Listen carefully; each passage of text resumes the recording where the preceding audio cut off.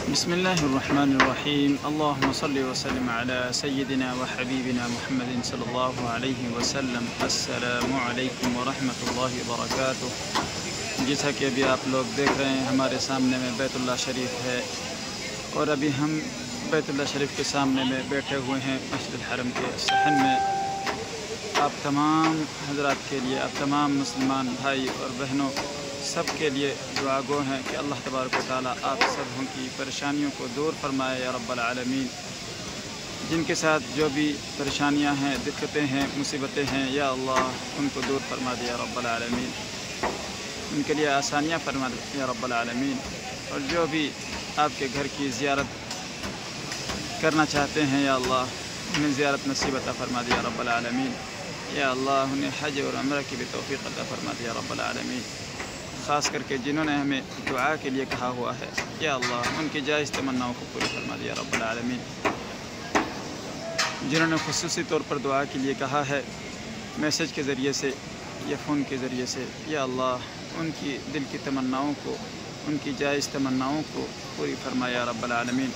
उनके साथ जो भी कोई परेशानियां हैं, मुसीबतें हैं, उनको दूर फरमा दिया रब्बल आलमीन। उनके मामलात को आसान फरमा दिया रब्बल आलमीन।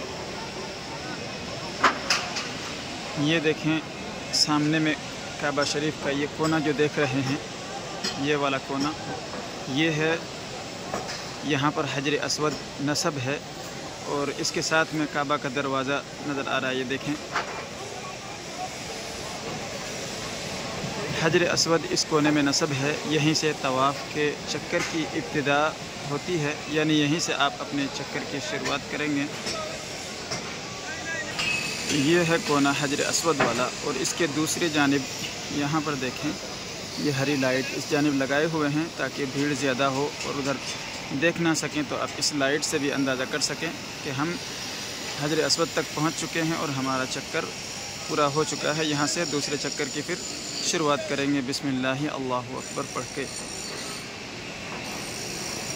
और इसी के सामने में मकाम इब्राहीम है। ये देखें, करीब करके ज़रा दिखाते हैं।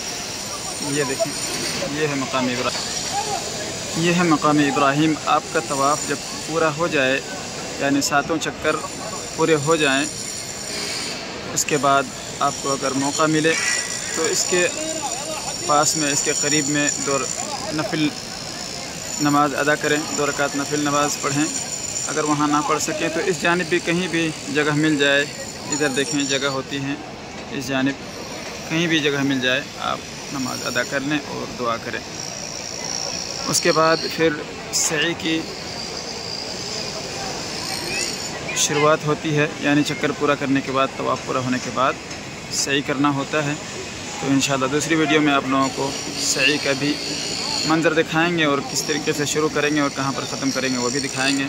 चलें, आप लोगों से यहीं पर इसमें इजाज़त चाहते हैं। इस वीडियो में, फिर अगली वीडियो में मुलाकात होगी इंशाअल्लाह। अस्सलामु अलैकुम व रहमतुल्लाहि व बरकातुहू।